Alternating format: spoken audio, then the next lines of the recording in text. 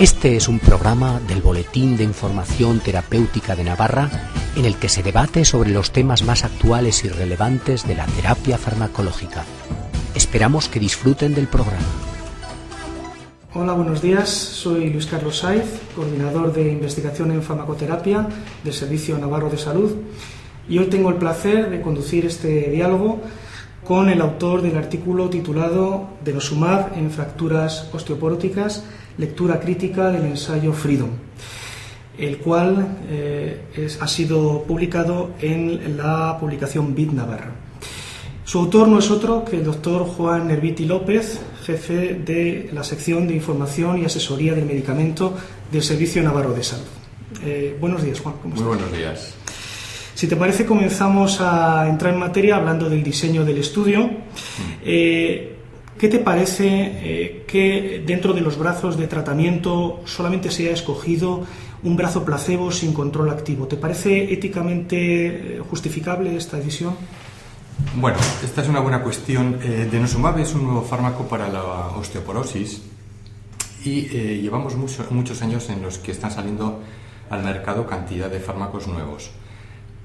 Curiosamente, desde hace 30 años en el que salieron las calcitoninas, luego han salido terapia hormonal, etc., todos los ensayos han sido frente a placebo. Esto quiere decir que las alternativas terapéuticas que tenemos en esta indicación no son muy buenas. A nadie en su sano juicio se le ocurriría admitir un ensayo frente a placebo cuando hay una terapia estándar clínicamente útil.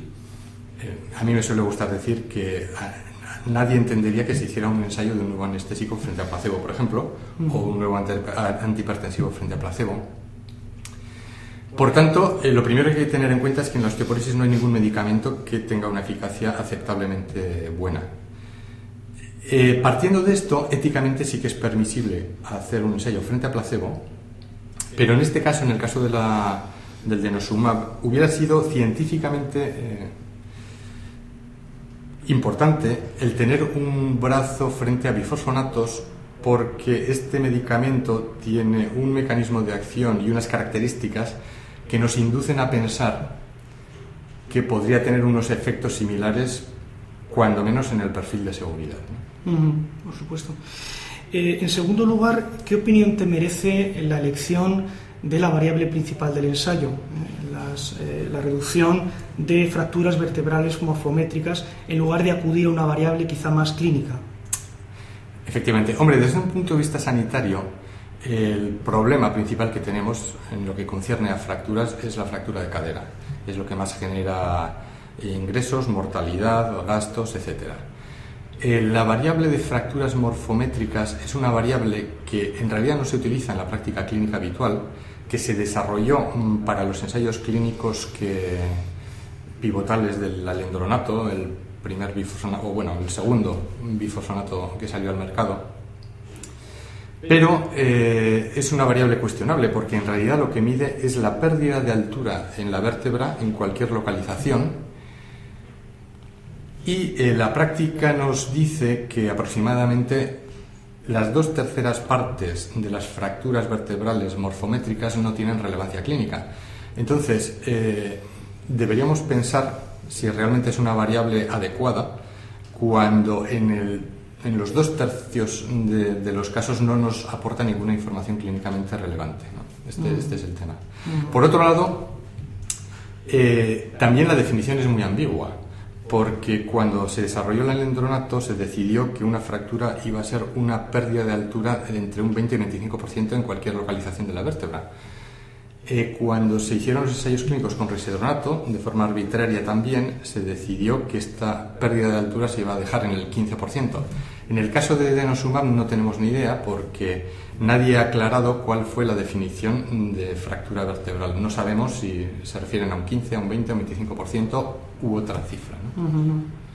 Y entrando en aspectos estadísticos, hay un detalle del artículo que comentas con respecto a la diferencia que podemos encontrar a la hora de valorar la reducción de fracturas, bien a través del hazard ratio o bien a través de las incidencias absolutas. ¿Nos podrías explicar un poquito más en detalle qué trascendencia tiene esta diferencia? Sí, este es un tema muy interesante. Las diferencias absolutas quiere decir que se compara la proporción de fracturas al principio y al final del ensayo, comparando evidentemente el grupo placebo con el grupo en tratamiento, ¿no? El hazard ratio es un concepto que incluye la variable tiempo, de tal manera que lo que se mide es el tiempo libre de fractura que tienen ambos grupos en tratamiento y se compara. Cuando se valora la incidencia absoluta, se ve que no hay diferencias estadísticamente significativas entre el fármaco y el placebo. Si se mide el hazard ratio, se observa una diferencia que es estadísticamente significativa, aunque el tamaño del efecto es muy pequeño. El hecho de que medido de una forma de estadísticamente significativo y medido de otra no, pues puede explicarse de tres formas. Una, que las diferencias reales sean muy pequeñas o inexistentes. Dos, que haya habido algún problema en el diseño del estudio o alguna irregularidad en la implementación del estudio. O tres, que hayan ocurrido las dos cosas, ¿no? Otro tema que me gustaría sacar a colación es la próxima publicación de un estudio de casos y controles en el British Medical Journal, un artículo ya aceptado del cual eres primer autor y en el cual una de las conclusiones más importantes sería que el uso de bifosfonatos no se correlaciona bien con la reducción de fracturas de cadera e incluso se podría postular que el riesgo podría ser incluso mayor.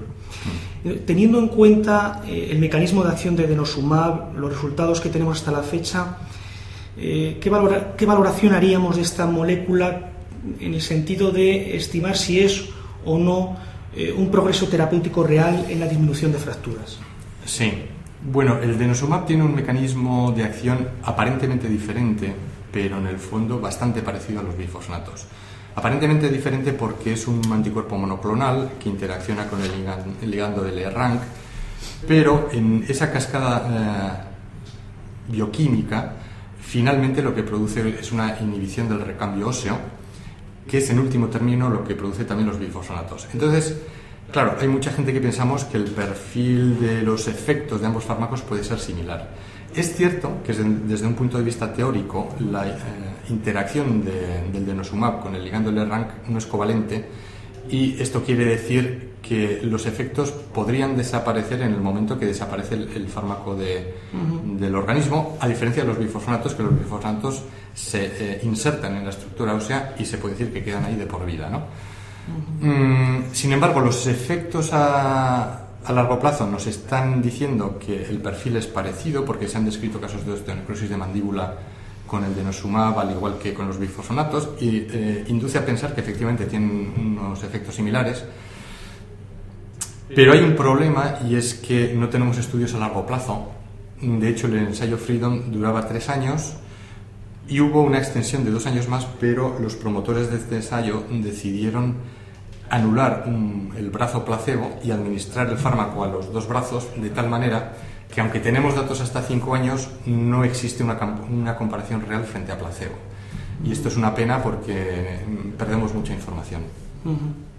Quizá podría haber la tentación, podríamos decir, por parte del médico, de que pacientes que están siendo tratadas con bifosfonatos durante un tiempo ya de unos cuantos años, detener esa administración y pasar a la paciente a administrarle denosumab.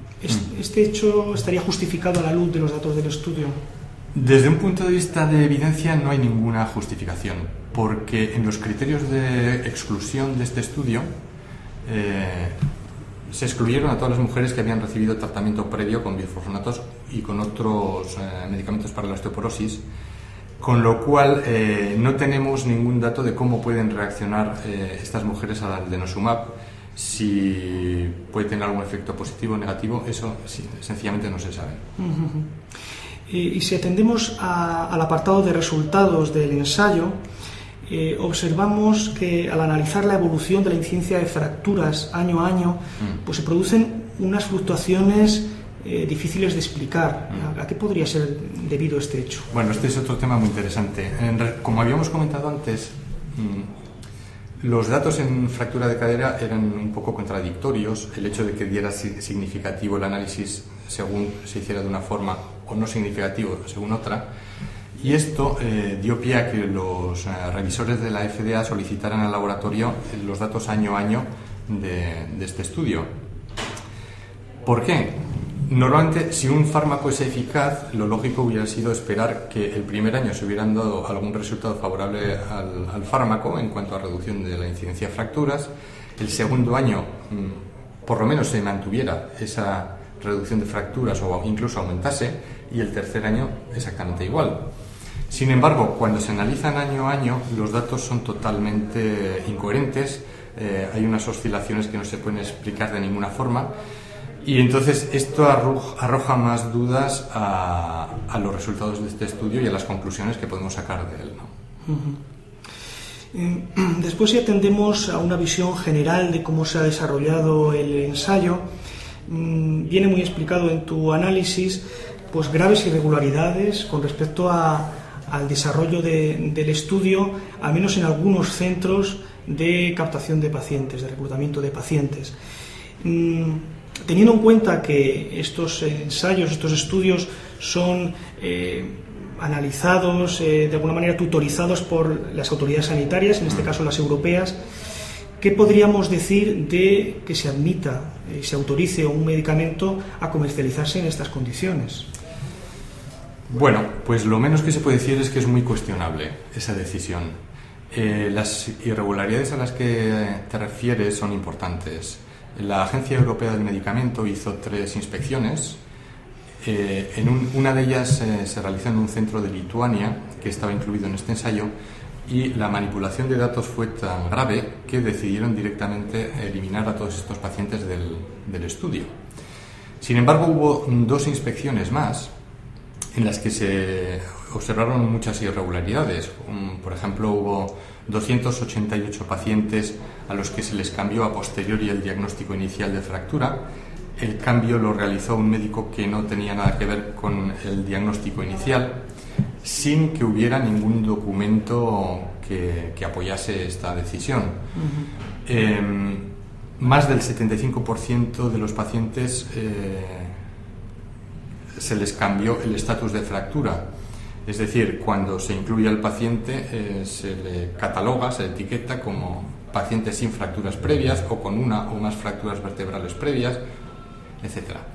Entonces, esto a posteriori se cambió en el 75%, también por un médico ajeno a los que habían hecho el diagnóstico inicial y sin ninguna justificación constatable. La CRO, que se encargaba de la implementación del estudio, también fue advertida de bastantes irregularidades que no implementó según los criterios de la Agencia Europea. Y en definitiva se han observado muchas cosas que nos hacen dudar seriamente de la fiabilidad y de la veracidad de los datos que nos presentan en el estudio. Sí. Ya vamos terminando.